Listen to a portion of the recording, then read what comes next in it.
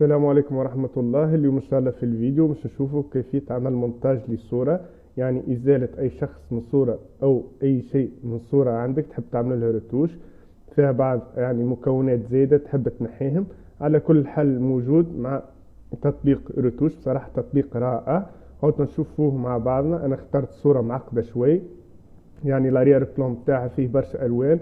تو نشوفوا كيفاش إنه ينجم ينحيلك أي شيء من هذه الصورة أو يعني أوبجي معين من غير ما يخلي مخلفات. على كل مش تلقوا تطبيق يظهر لي ماهوش موجود في بلاي ستور، تلقوا اللي تيليشارجمون مرفق بالفيديو أو تلقاه في أول تعليق. على كل ندخلوا التطبيق متاعنا. التطبيق أول ما يدخل مش يقول لك ديماري، تعملوا له ديماري. أنا جيت استعملت التجربة دونك مش ندخل طول نقول له اوفرير الالبوم أو يعني صورة مباشرة. على كل انت باش تختار الصورة متاعك وين. انا ديجا الصورة حاتها هذه، عفوا هذه هي الصورة. كيما تشوفوا حللنا الصورة، كيما تشوفوا انا اخترت صورة فيها برشا لمحة ما هيش واضحة. على كل فيها برشا كولورات كيما تشوفوا باش نشوفوا قوة التطبيق. على كل هذه هي الصورة. اذا تحب تزيل اي حاجة من الصورة كل ما عليك تختار الايقونة الاولى هذه، بعد تختار السيركل هذه يعني باش نتبع الصورة. بعد تتبع الصورة يعني مش لازم بالضبط، المهم تجي على الحد بالضبط هكا. بون نحو حتى الفلوكة نحوها. صراحة تطبيق رائع وسريع. فت شوي مش مشكل. على كل قد ما تكون انت دقيق اكثر قد معنا.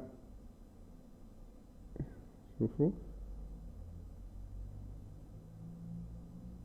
كيما تشوفوا هو صور لي الحاجة نحب نحيها. على كل بعد في هنا على اليمين تلقى جو في اليمين من اللوطة. كما تشوفوا اتنحت الصورة ما خلتش حتى مخلفات. على كل نزيد نعملوا التجربة على مثال هذه الكا الأولى. بعدش إذا مثال بقت تحب طريقة أخرى، مثال إذا نحب مثال أنا نحي حاجة صغيرة ما نجمش نعمل لها سيليكسيون بالواحد، نمشي للقلم هذا مجرد إني كوشيه هكا تكون حاجة صغيرة، فهمت؟ بعد نعمل جو كما تشوف اتنحت. على كل يعني اكيد فيه برشا ادوات، لكن هذه الميزه نتاعو قويه. كما تشوفوا بصراحه تطبيق رائع، ما خلاش حتى مخلفات للوبجي اللي نحيناه. على كل الرتوش نتاعك من هنا الايقونه من فوق تعمل هذه هي يعني نتاع لورجيستمون الصوره نتاعك. تحب تخزنها يعني او تبعثها لاي موقع او من هنا في الجاليري تخزنها. على كل هذا هو تطبيقنا اليوم. اللي يعجبه التطبيق ما ينساش يعمل لنا بارتاج وجيم للفيديو. والسلام عليكم.